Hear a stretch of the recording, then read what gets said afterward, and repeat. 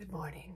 I am whispering. I don't want to wake up the other people in my Airbnb, but it's a little bit after 6 a.m. Sun is not out yet here in the Great White North. I'm going to show you a little day in the life. Hopefully, I have a lot to do today, but I'm going to try and film it. I have my first test, in school in 20 years. My God, I feel ready for it, but I'm still a little bit nervous, but hopefully it'll go well. But let's show you what I'm going to do today.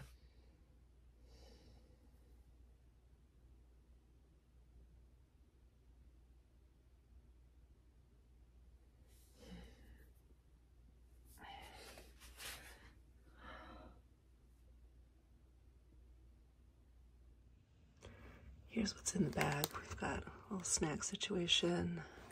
I'm gonna go to the gym, so I've got some workout stuff, towel to shower, water bottle, of course, notebook, laptop, wallet, pen, highlighter. Who doesn't love highlighting their shit? And we're good to go.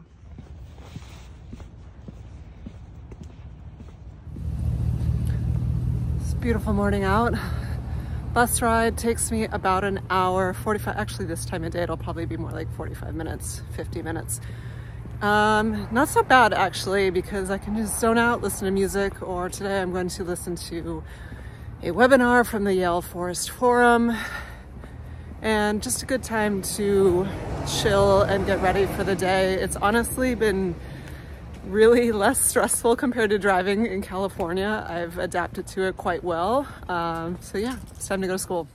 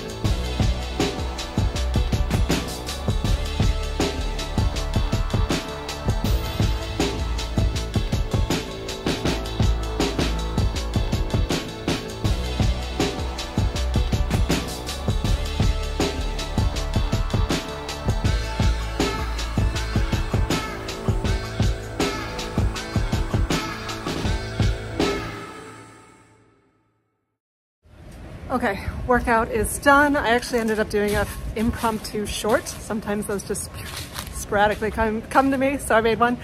I'm gonna go to one of my favorite study spots now and work on some research for a project I have coming up.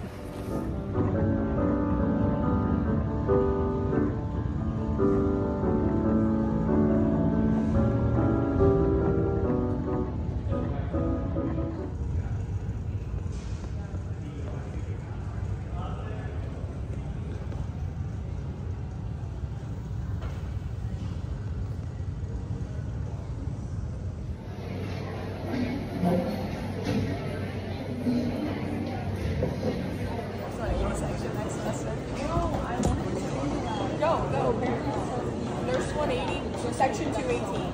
Section 218, there's like 50 spots. Yes.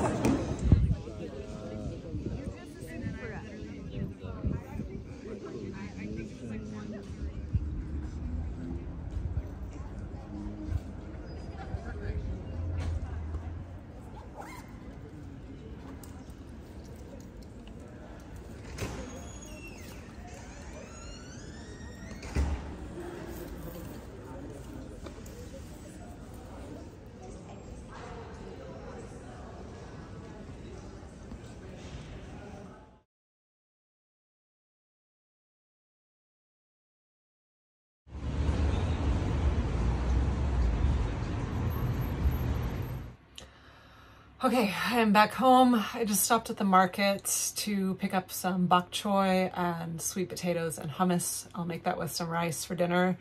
Because I have a market that's so close to me with really good local produce, I've gotten in the habit of, rather than doing like grocery hauls, I'm just kind of picking what I need each day. And it's quite nice because sometimes I don't know what I'm going to want to eat for the week, and I just don't have the energy to do a haul, or not necessarily the energy, but the time now, because I'm just studying like a maniac. But it's nice to just get what is fresh that day. So that'll be dinner later, just one of my classic zero skill, zero effort, but nutritious meals.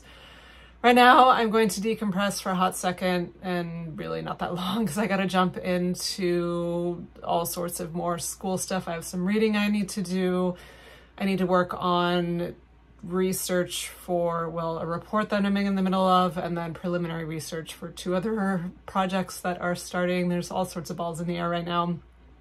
If anyone's wondering, it is a like condensed short-term master's program, so it's a ton of work. It's not just like, oh, some part-time stuff here and there. Like, I've been doing 12-hour days studying, and mind you, could it be done in less than that? Maybe, but I want to be thorough and just give my all to this. And I really am passionate about what I'm learning. Just some of the projects take a long time, and some of the reading just takes a long time, but that's what I signed up for, so it's all good. Got the official swag on. This was a gift from our department. As a minimalist, I had to accept it, but you know, it's cool. I like it. So let's get into the next round of my day. Oh yeah, P.S. I got 100% on the quiz. Woohoo! My brain works after all.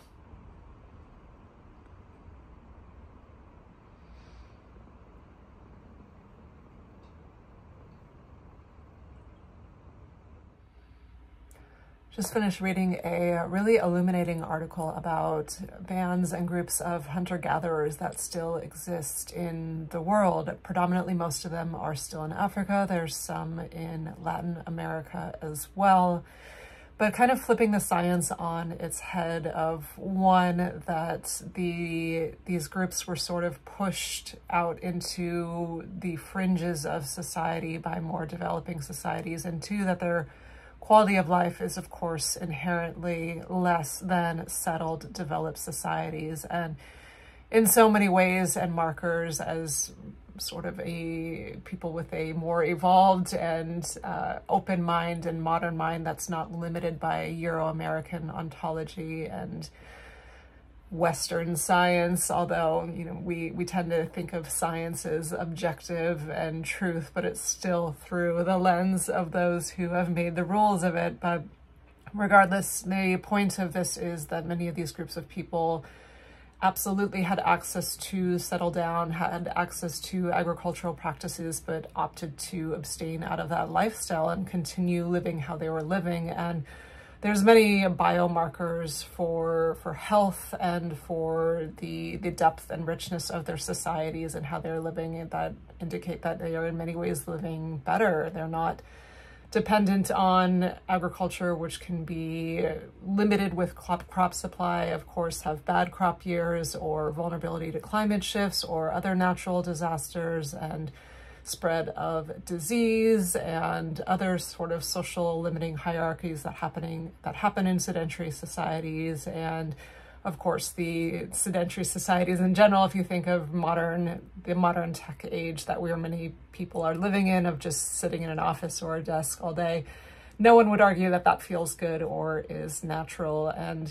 But also on top of that, these societies have really intricate fabrics with, while they're in smaller groups, they tend to have connections with other groups or bands as many as 100 kilometers away. So they're just more and more, one of many examples where things aren't always as they seem when we look into it, and that there are other inherent ways of being and knowledge systems that people are practicing that, while don't fit into the model of Western science and progress as we see it, upon closer inspection, these people are actually thriving in just a very different way of life, or some could argue a much more natural way of life, or at the very least, a healthy way of life that should be allowed to continue and be supported and learned from.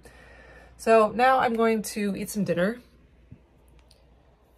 I did not hunt or gather this bok choy and sweet potatoes except from the market.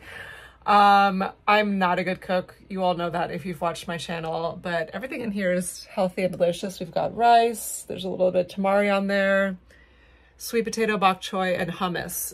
I don't think anyone watching this would ever have put hummus with bok choy. It's not a thing, but for me it is because I'm a shitty cook, as I've said, and I don't make like themes or recipes. I just put stuff I like in a bowl and then eat it. So that's what I'm gonna do now. Okay, productive evening. After I ate that big pile of, someone or whoever's watching this, look up, there's a sketch, shoot, I forget the comedian, but there's a sketch, you'll find it on YouTube if you look up Pile of Failure. It's talking about this KFC bowl, which is like such this American thing where it's like mashed potatoes and the fried chicken and gravy and corn and something else just all thrown into a bucket. And this comedian just very, in a hilarious way, talks about how it's just this pile of failure. It's like the most disgusting meal. And I feel like my meals, albeit way healthier than KFC, are kind of piles of failure, but they taste good to me. But anyway, enough about that. After dinner, I worked on a report. I have a group report.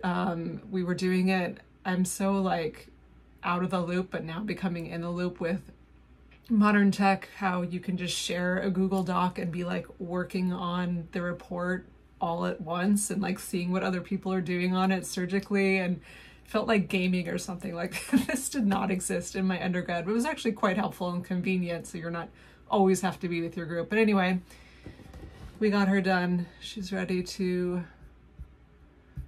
submit. There's some references. Where'd it go? There it is.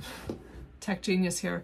Anyway, I got that done with my group, and then I just did some more reading about the intellectual and cultural property theft of Indigenous peoples and First Nations. Particularly these articles were around the a group in Canada. I should actually look up the name here so I can say it to you properly. If I am pronouncing this wrong, my apologies. But it was with the Wolastoqey people in New Brunswick. Basically what happened is in the 70s and 80s, as their culture was becoming more and more endangered, the language more and more endangered of becoming extinct, because many of these traditions were strictly oral. A historian came in and recorded all of like 40 huge reels of all of their really sacred and traditional stories from the elders. And because of Canadian copyright laws, which entrust all of those recorders not to the people that gave the story as their intellectual property right, but to the actual historian who recorded them. So essentially, he was legally awarded theft of these thousands of hours of traditional stories that were passed down from generation and generation from his elders. And he was kind of a lame dude because he, to put it in a really, that wasn't very eloquent, but not a good dude. When these people wanted to publish their stories, first of all, they weren't even made aware of their copyright story when they went into this act of recording everything. And then he said he claimed, the historian ended up claiming copyright all of it, essentially not letting the people publish their own stories and have rights to their own stories. And they offered to give him a payment to get them published so that they could have the copyright, so that the rights could belong to them. But he accepted the money and then still at the end of the day didn't relinquish the copyright, and that's upheld by Canadian law. So it's not a good system. Definitely something that needs to be changed if Canadian law wants to be in accordance with UNDRIP, which is the United Nations and the Declaration of Rights of Indigenous Peoples. Lots still needs to change within the country. There's some positive things happening, but still things ensconced in law that will, especially in a country that's officially a bilingual country where the education and rights of French Canadians in a English speaking area or vice versa have the right to have access to the education in their mother tongue. There are no such systems in the education system for any First Nations, Indigenous peoples, or Inuits to be able to have access to education in their mother tongue. And then on top of these copyright laws where, because again, many of these traditions were strictly oral in these sort of context of historians taking intellectual property theft, essentially taking these oral traditions, these stories, translating and then keep claiming copyright to them and making money off of them, or not giving proper access to the actual people that gave those stories. So a lot that needs to shift, things to be aware of. If you're outside of Canada, there are things like this in every part of the world with local people and Indigenous cultures. So just things that we can be doing better on in society for sure. Okay, it is 10:45. It's been a long day. I'm going to go to bed now. Thanks for hanging out today. All in all, yes. Am I working my tail off? Yes, but I absolutely love everything that I'm learning. It's daunting, the workload, but it's, as opposed to my undergrad when I was taking like accounting and finance and like statistics for business and wanted to like, that was dramatic, but didn't really like a lot of what I learned in my undergrad, and it was hard to be passionate about like a finance equation. Every single one of my classes, I am taking 5 of them, really strikes me on a passionate level for so many reasons. So I'm happy to be doing the work for this. I feel privileged to be able to be here among my classmates who are from all over the world, from Nigeria, from Kenya, from Uganda, from China, from Singapore, from Pakistan, from the Gambia, from Canada. It's pretty incredible to be with people all over the world who all want to come together and just help humans do better and help the state of the planet. So it's going great. Am I tired? Yes, but I'm also invigorated at the same time. So it's all good. I'm going to try and post when I can post. I can't give you any promises. The first couple weeks of school were really overwhelming. I'm not going to lie. Cried a couple times, had a couple of those moments of like, why did I get myself into this? But it's really just, I mean, that's part of the process. That's what growth and challenge and change is. If it was easy, then everyone would do it, and it wouldn't really help you evolve as a human. So it's all good. All right, but I'm going to go to bed. Thanks for hanging out, and I will see you when I see you. Bye.